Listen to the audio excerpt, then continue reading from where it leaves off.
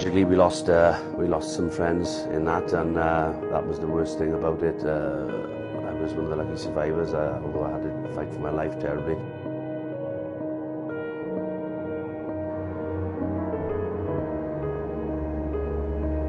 The white glow of flame. The explosion and fireball ripped out at the number 5 blast furnace at tea time.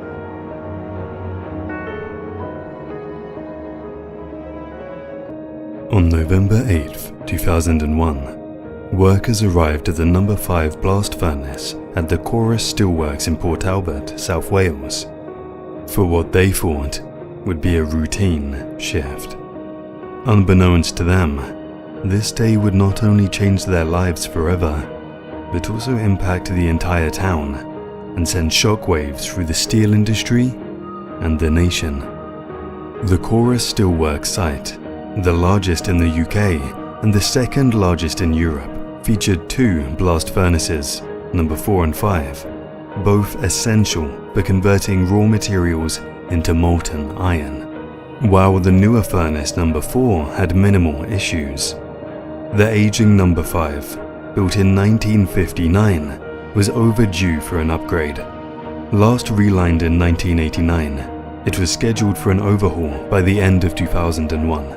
However, in a cost-saving measure, management opted for temporary repairs, hoping to extend the furnace's life until 2003. Despite persistent complaints from workers about the deteriorating cooling system, these warnings were largely ignored. On November 6th, approximately 48 hours before the disaster, control room workers were inundated with warning alarms indicating rising hydrogen levels in the furnace. Suspecting a significant water leak, their fears were confirmed when they discovered 3 failed Sorolor-type coolers due to low pressure. Despite efforts to locate the leak, the complex and flawed design of the furnace made detection nearly impossible. As low-quality molten iron emerged from the furnace due to reduced temperatures from excess water, workers scrambled to mitigate the situation.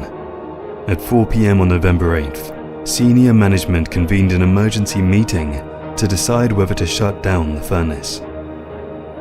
Despite acknowledging the potential for a catastrophic breakout, they chose to continue with recovery efforts, planning a review for 7 a.m. the next day. This decision came despite warnings from cast house floor workers about the rising furnace pressure. This was just over an hour before the disaster struck. Later investigations revealed that no safety employees were invited to the meeting, and management faced immense pressure from the boardroom to maintain production. At approximately 5:12 p.m., a worker noticed a glow between the lap joint of the lower furnace shell and shouted, "Run!" Witnesses described hearing a loud rumble before being caught in the ensuing chaos.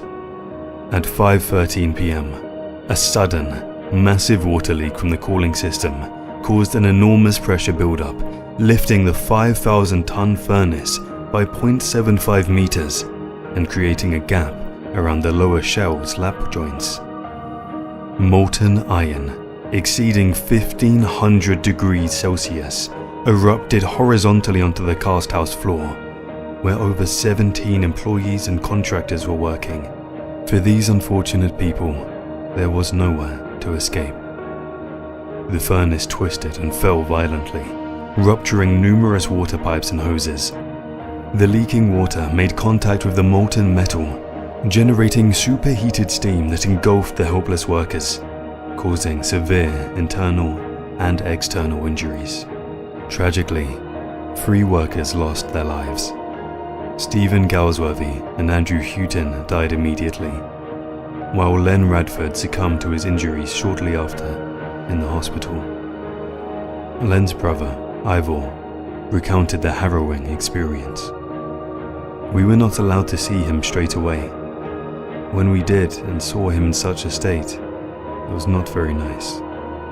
He lived for 4 days, and we were told he would never recover from this accident." Disturbingly, Andrew Houghton was not even scheduled to work that day, having been asked to cover for an injured colleague under threat of a disciplinary action.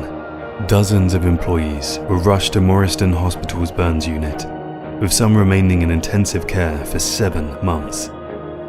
Following the explosion, the site's emergency team quickly sealed off all gas lines to the area.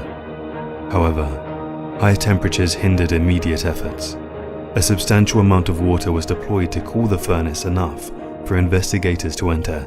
The Health and Safety Executive, or HSE, gathered extensive evidence, enlisting experts from Germany, the USA and Canada to navigate the site's complex systems. It was determined that Chorus had a poor safety culture and neglected critical concerns about the cooling system's reliability, raised by workers and experts throughout the previous years. The HSE's report cited numerous departmental communication issues and practices that put output over safety.